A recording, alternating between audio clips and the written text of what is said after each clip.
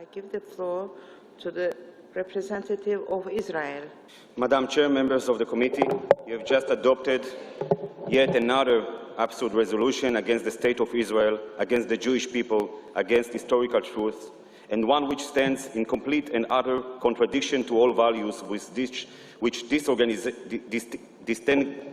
disintegrating organization is supposed to stand for. All these at a time when forces of radical Islam are destroying the history and legacy of many nations, demolishing mosques and churches, and not even sparing archaeological sites.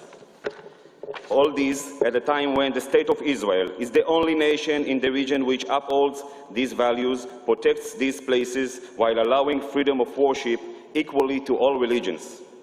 If it were not so sad, we would find it funny that an international organization established for the purpose of documentation and preservation of history and heritage is extorted into being used as a tool to rewrite the annals of history. The battle for Jerusalem did not start with the last vote, nor would it end with today's. Israel is sovereign in Jerusalem and shall continue to exercise its sovereignty there, while Palestinians and other Arab nations continue to toy with imaginary and absurd resolutions, which put to shame those who place them on the agenda, as well as those who raise their hands in favor. Jerusalem's futures will be determined by the one and only historical truth, one which we will stand by with deep determination, willing to pay any price. The fate of this resolution shall be no different than that of UN Resolution 3379, adopted in 1975, which equated Zionism with racism. That absurd resolution was cancelled 16 years later, but the moral stain still remains on all those who adopted. It might take years in our case as well, until the Jerusalem resolutions are eradicated from the annals of this organization. In 1975, it was Israel's ambassador to the UN, the late Chaim Herzog, who tore the paper of the resolution to shreds on stage in front of the entire world.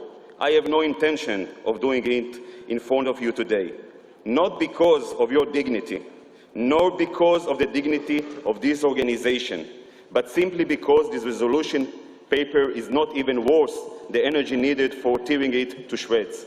It will be much simpler and a lot more appropriate to place it in its rightful place, the garbage place of history.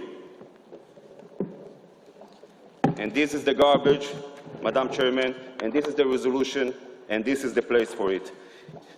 On the one hand, it will become one with similar resolutions adopted with regards to the Jewish people. On the other hand, it might get a bit crowded between uncountable UN Human Rights Council resolutions, the UN in New York resolutions, UNESCO resolutions, and other diabolical ideologies for the destruction of Israel, devised by past empires and dictators not worthy of us mentioning them. All of which have this in common: they all disappeared off the stage of history, existing no more, while the people of Israel is alive and well, and the blue and white flag with the Star of David, Magen David, is waving above Jerusalem, our eternal and united capital. Like any Jewish groom in the past 2,000 years, on my wedding day, just before giving myself to my beloved wife, I swore before one and all, if I forgot you, O Jerusalem, let my right hand forget its skill. Im eshkachech Yerushalayim, tishakach yemini. As long as Am Yisrael chai, Jerusalem and its history will never be forgotten. Thank you.